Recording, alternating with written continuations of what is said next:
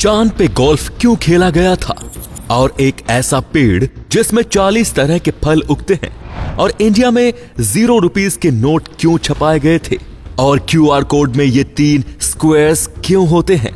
ऐसे ही amazing facts को जानने के लिए इस वीडियो को एंड तक जरूर देखना दोस्तों। Fact number 15। आज कोरोना वायरस के कारण आपको बहुत से प्रिकॉशंस को फॉलो करना पड़ता होगा, जैसे कि बार बार अपने हाथों को सैनिटाइज करना, पर इन चोरों ने प्रिकॉशंस को कुछ ज्यादा ही सीरियसली ले लिया। जैसा कि आप इस पिक्चर में देख सकते हैं, इन चोरों ने एक दुकान के अंदर अपनी गन बाहर निकालने से पहले अपने हाथों को अच्छी तरह से सैनिटाइज किया और उसके बाद चोरी को अंजाम दिया। वाह, क्या जमाना आ गया है भाई। Fact number 14। चलिए अब मैं आपको दिखाता हूं इंटरनेट पर मौजूद मोस्ट कंफ्यूजिंग इमेज। ये इमेज इसलिए इतनी कंफ्यूजिंग है क्योंकि इसे देख के आप समझ ही नहीं पाओगे कि ये एक बीच का किनारा है या फिर कोई दरवाजा। Fact number 13। You don't believe it कि SIS बिल्डिंग के फोटोग्राफ खींचना इलीगल है और कोई भी पर्सन इस बिल्डिंग के फोटोज खींचने की कोशिश भी करेगा तो उसे वहां की पुलिस बिना वक्त गवाए गोली मार देगी, क्योंकि वहां की पुलिस को ये राइट्स दिए गए हैं और ये वही बिल्डिंग है जिसे कि जेम्स बॉन्ड की मूवी में शूट के लिए यूज किया गया था। Fact number 12।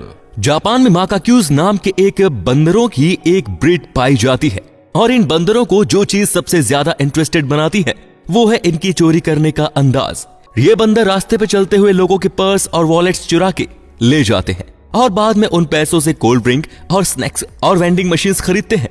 दिमाग हो तो भाई इनके जैसा। Fact number 11। आप ये तो बहुत बार सुनते होंगे कि इस ऐप के कितने मिलियन यूजर हैं और उस ऐप के कितने, पर आप इसे देखो। इस पिक्चर में आप कुछ बहुत ही फेमस एप्लीकेशन की लिस्ट को देख पाओगे कि किसके कितने वक्त में 50 मिलियन यानी कि 5 करोड़ यूजर कंप्लीट किए हैं।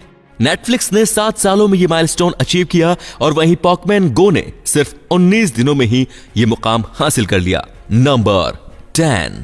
क्या आप जानते हैं कि 6 फरवरी 1971 को चांद पर पहली बार गोल्फ खेला गया था? अब मैंने पहली बार शब्द का इस्तेमाल इसलिए किया है क्योंकि तब से लेकर अब तक चांद पर कई बार गोल्फ खेला जा चुका है। क्या आप जानते हो कि इसके पीछे एक बहुत ही बड़ा साइंटिफिक रीजन था, और वो रीजन ये था कि नासा इस एक्सपेरिमेंट से चांद के एटमॉस्फेयर को जेन्युइन तरीके से समझना चाहती थी और ये एक्सपेरिमेंट पहली बार अपोलो 14 मिशन के एस्ट्रॉयड के द्वारा परफॉर्म की गई थी, जिसमें जब गोल्फ बॉल को हिट किया गया तब गोल्फ बॉल पूरे 4 किलोमीटर तक ट्रेवल की, जिसमें वो बॉल हवा में 70 सेकंड तक फ्लाई भी की थी। वाओ। Fact number 8। ये देखिए, सिमिलैरिटी एक चिंपैंजी और ह्यूमन की फिंगर में। जैसा कि आप देख सकते हैं कि चिंपैंजी और ह्यूमन की फिंगर ज्यादातर एस्पेक्ट में सेम ही है, बस कलर का डिफरेंस है। Fact number 7। अब मैं आपको बुलाता हूं डेनिस वाशुरिन से, जिन्हें देख के ऐसा लगता है कि मानो समय थम सा गया है, क्योंकि इनकी उम्र है 32 साल। जी हां, इनकी उम्र है 32 साल, लेकिन ये दिखने में है 14 साल के बच्चे। आप बोलोगे कि ऐसा कैसे, तो मैं आपको बताता हूं कि इनकी ऐसी कंडीशन की वजह है इनकी genetic male functioning. Fact number 6। एक चाइनीज सिटी जिसका नाम है चोंगक्विंग, इस सिटी में सेलफोन एडिक्ट के लिए कुछ ऐसे साइडवेज बनाए गए हैं ताकि वो लोग अपने अलग रास्ते पर चल सके और एक्सीडेंट से बच सकें। Fact number 5। आप अपनी स्क्रीन पर जिस पेड़ को अभी देख रहे हैं वो कोई आम पेड़ नहीं है, बल्कि एक जादुई पेड़ है। अब आप खुद सोचो, अगर कोई 1, 2, 5 या 10 फ्रूट ना देकर टोटल 40 टाइप के अलग अलग फ्रूट्स दे तो उसे हम जादुई नहीं तो और क्या कहेंगे। दरअसल ये मैजिक साइंस के हेल्प से ही हुआ है, जिसे हम क्राफ्टिंग कहते हैं, जिसमें एक प्लांट की स्ट्रीम को कट करके दूसरे प्लांट में फिट कर दिया जाता है। लेकिन सबसे अजीब बात तो ये कि इसे हैंडल करने के लिए इसके ऑनर को पूरी एक डायग्राम बुक रखनी पड़ती है ताकि वो डिफरेंट वैरायटीज के फ्रूट्स को इजीली आइडेंटिफाई करके उसे प्रॉपर न्यूट्रिशन प्रोवाइड कर पाए। Fact number 4। ओनाडाइमेलिया एक बहुत ही रेयर और खतरनाक बीमारी है। इस बीमारी में आपके हाथ की अंगुलियां कुछ इस तरह की हो जाती हैं, मतलब कि एक तरह से आपकी अंगुलियां डबल सी हो जाती हैं, और अभी तक ह्यूमन हिस्ट्री में सिर्फ 100 से भी कम लोगों को यह बीमारी हुई है। It's out of the world. Fact number 3। अब मैं आपको जो फैक्ट बताऊंगा उससे ध्यान से सुनना।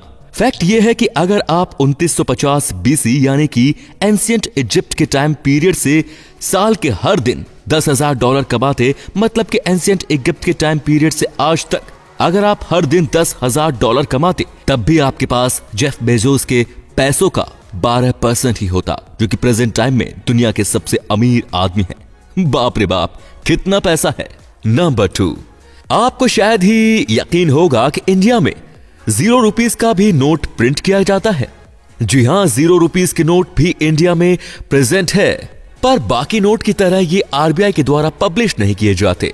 हाँ, बल्कि नॉन पॉलिटिकल ऑर्गेनाइजेशन के द्वारा किए जाते हैं, जो करप्शन को पूरी तरह से रोकना चाहते हैं। दरअसल इन नोट्स को सबसे पहले 5th पिलर ऑर्गेनाइजेशन ने बनवाया था और पब्लिक को डिस्ट्रीब्यूट करते समय बोला था कि अगर आपसे कोई भी गवर्नमेंट ऑफिसर आपके किसी काम के लिए करप्शन मांगे तो आप उसे ये नोट दे दें। तो फ्रेंड्स, आपके इस यूनिक आइडिया के बारे में क्या ख्याल है, हमें कमेंट में जरूर बताना। नंबर 1, क्या आपने कभी सोचा है कि क्यूआर कोड में ये 3 स्क्वायर्स क्यों होते हैं? असल में 1994 से पहले क्यूआर कोड जैसी कोई भी चीज थी ही नहीं। क्यूआर कोड की जगह ऐसे सेकंड बार कोड का इस्तेमाल किया जाता था, जिसमें स्क्वायर तो कोड के सेंटर में हुआ करते थे या फिर उसके बीच में ऐसे सर्कल्स बनाए जाते थे।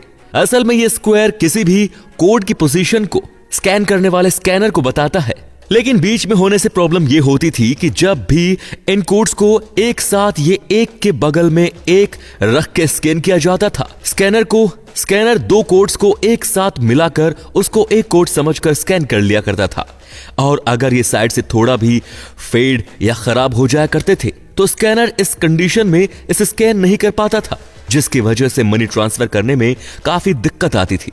जिसके चलते डेंसो वेव कंपनी के एक इंजीनियर हारा मासीहिरो ने क्यूआर कोड को इन्वेंट किया, जो हाई स्पीड और सिक्योर स्कैनिंग में सबसे फास्ट माना जाता है।